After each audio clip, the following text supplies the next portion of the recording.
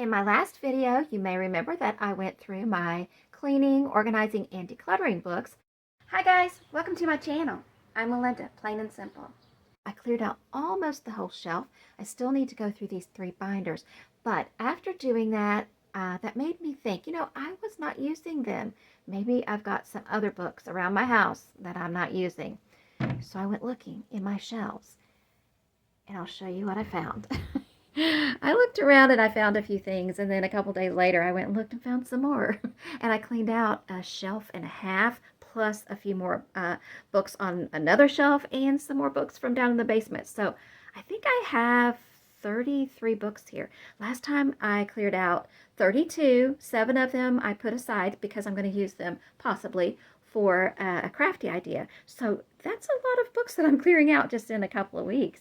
But I want to show you kind of what I found. If you've got anything that you want to go through, grab your stuff and we can do it together. It doesn't have to be books. It can be anything. But I do want to say, if you're doing some decluttering and it kind of inspires you to just keep on looking, go ahead and do that. I wasn't planning to do books in another video, but I went with what I felt like doing, and this is what I felt like letting go of, and I'm going to do it now while I'm wanting to, because several times I have gone and looked at these particular books, and I've thought, I'm not looking at them, I'm not using them. I think I've read 1 or 2, and I've had them for years. This particular one still has the receipt in it, and it is from 2017. I've had this book for 8 years, and I don't think I ever read it. So if you've got books around your house, or if you've got anything around your house and you're not using it, it might be time to go ahead and let it go. If you're not ready, just keep going and revisiting every once in a while. And maybe like me, you're planting the seeds, and when you're ready, do it. Just go ahead and do it. But I'm not going to go through every single book here, but I am going to kind of just show you. You can tell I have got the Gut Makeover, Wheat Belly, Grain Brain. I have some like nutrition and different types of diets and things. I have had, ever since I was young, I've had problems with my, my gut issues, like food issues and stuff like that. So I've always tried to figure out what is it that is wrong, how can I fix it, whatever. Well, nothing works. So actually what I found is when I eat healthy, I get sicker. And so a lot of the things that these types of books recommend, they don't really work for me. So I end up having to kind of do something different anyway. So I'm going to go ahead and just let all of this go. You can see I have some that you may be familiar with. There's a paleo book, a South Beach diet, zero sugar. I don't know. I can't read all of them. But I don't know. I think I've kind of looked through some of these. I don't know that I read any all the way through. One book that I did read all the way through is this one, The Migraine Miracle. I also have migraines, and I don't get them as much as I used to. And a lot of times now they are connected with, because I have spine issues. I have a neck and spine issues. And a lot of times now they are related to that, but not always. When I was younger, I would get migraines a lot of times. Even before I had the neck and spine issues, I would get migraines fairly frequently. I wish I would have known some of the things that are in this book sooner, but a couple of things made sense in this book. One thing in particular that I remember that kind of clicked with me, I will share with you. One of the, and I don't know that I can explain it exactly as good as they do, obviously, but it's sort of like we have a threshold. And so if you get migraines, you maybe like have things like I do, like, well, how come sometimes that makes me get a migraine and sometimes that doesn't make me get a migraine? Like, for instance, food. There might be a particular food that you eat that makes you get a migraine, but not every time. And so you're like, why? Because today I ate chocolate and I didn't get a migraine, but tomorrow if I eat chocolate, I do.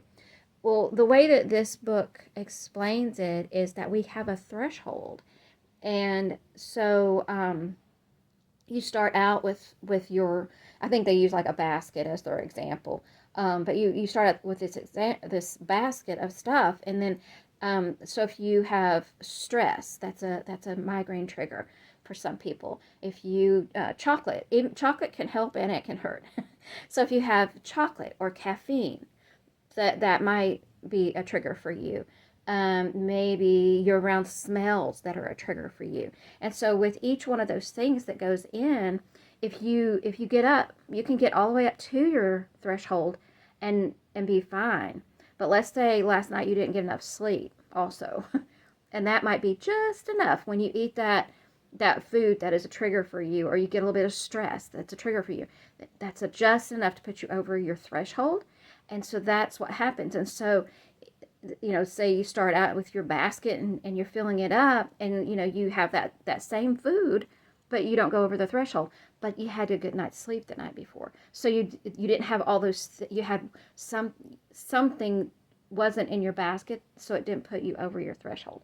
I don't know that I explained that very well. Hopefully I did. But when I realized that I started paying attention, and I thought, yeah, when on the days when I'm stressed out, I didn't get enough sleep, I'm around, things that are triggering migraine things for me, all the different things, and then that one more thing happened.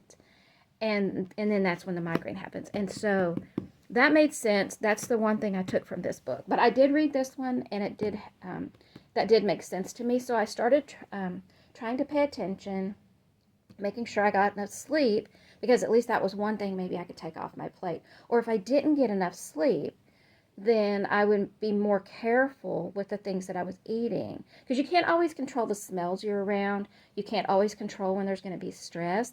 But the few things that you can control might be the things that you eat, or possibly getting enough sleep, making sure you get to bed on time. Sometimes even if you get to bed on time, you don't get good sleep though. And that's where you have to be more careful with what you're eating that next day. So that worked for me. I don't know that it worked for everybody, but that did help me a lot. But like I said, now a lot of times when I get the headaches or the migraines, they're more connected with my spine and my neck, but I still pay attention to that. So this book was helpful to me. Oh, and my bookmark, y'all know I have weird bookmarks in these, a straw cover thing. And I also, in these books, I found something, I think it was looks like a receipt from somewhere, I don't know where, and I've scribbled on it. And then a bookmark from the Half Price bookstore. We used to go there a lot. And then in this book, I have the receipt, which was from 2017. Okay, so enough about that. I'm sure you were all interested in that, weren't you? Anyway, this one is You Can Relieve Pain. If you can tell, a lot of my books have to do with my gut issues, trying to fix my gut issues.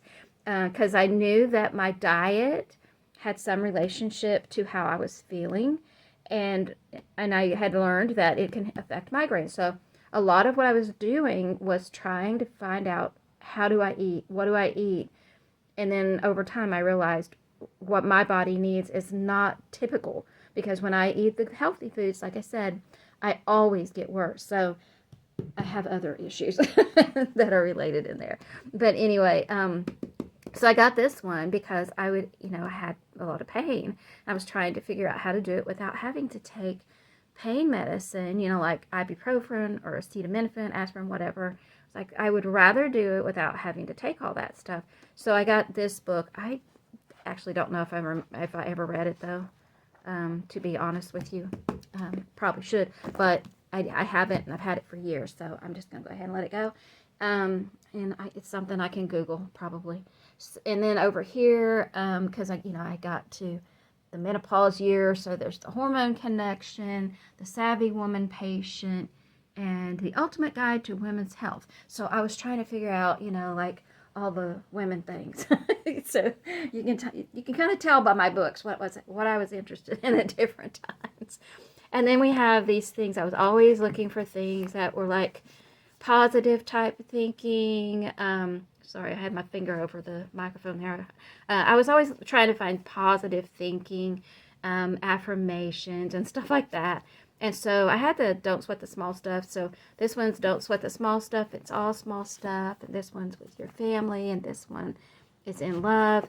And I read the Don't Sweat Your Small Stuff, the small stuff. I don't know if I read any of these three, but I'm going to go ahead and let them go. And then over there, I have some faith-based type books, devotionals. I have down here, I don't know where we got these. One is Women of the Bible, and one is, I think it's Jesus and the Apostles. And so I read through them years ago. I haven't looked at them since. And then I got that Your Best Life Now, I think way back when it first came out. And then I found at the Half Price bookstore, I found it, there was a journal, and I found it in Spanish. Never used the journal, never read it in Spanish. I don't even remember if I read that. They just sat on the shelf. So obviously I'm not using them, so I'm going to let them go. But now we're going to get to the fun part. Because, you know, I love the kids' books, right? And so this one, I pulled some of these out and I read them. These I didn't read because I thought, you know what, I'm done. I'm done with that. Yeah, I'm done. But I wanted to read the kids' books. So this one was really fun. This one's Signatures, but it's called All Smiles. And it was very interesting how it was laid out. So you have, you know, your different sections. So it came with like little contents and stuff. And there was a thing that showed some other books. And then there was a little story. And so I read through the story. And it was really fun. I thought a kid would love this little story. If I can get to it. And this talked about the author. And then it had a little craft, which was cool. And then we went into another one, another little story. See if we can get to the other thing. And see, then we get to the author, and I think the author and the illustrator, unless it had two authors, but I think it was the author and the illustrator.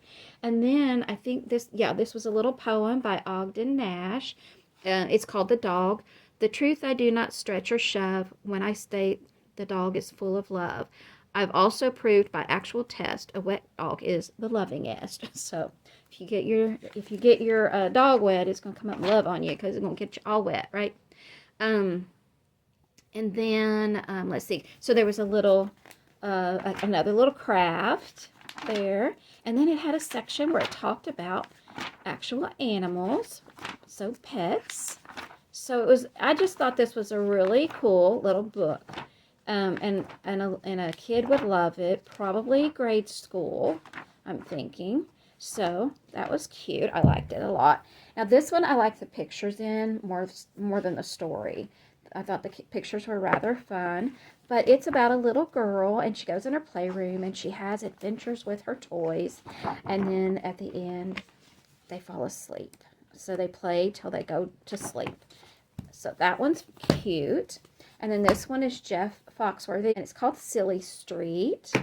And what was interesting about this one is it's all written as poems, if you can see.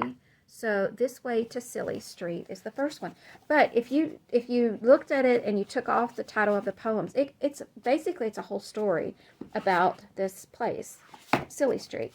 But the whole story goes through, but he divided it up as poems, but everything is connected, and it's all about really this little community, this little street. So I thought that was kind of an interesting way to organize the story, the book, the poems. That was kind of neat, and very creative, I would say. And then I have a Little House Christmas. So of course this is Little House on the Prairie, Laura Ingalls Wilder book. So I'm going to let that go. And now we have Pioneer Girl, the story of Laura Ingalls Wilder. And I had read these two before, so I did not read these again, so I don't remember what all they have in them. But I think this is more about the real Laura. I am not positive, but I think that's the case, if I'm remembering correctly. But anyway, I liked that. But this one is really cute too. This is not a story. It's more like a picture book, like you might have a coffee table book. So it's got this kind of thing. Isn't that cool? Got the cute little kitties. I love it. but I don't leave coffee table books out on my tables, and I don't pull it out to look at it. So we're just enjoying it really quickly here while I'm flipping through, and then I'm going to go ahead and say goodbye and pass it along so someone else can enjoy these sweet little kittens. Smitten. So let me know what you did for your little declutter or cleaning or tidying session today. Until next time, happy decluttering. Bye.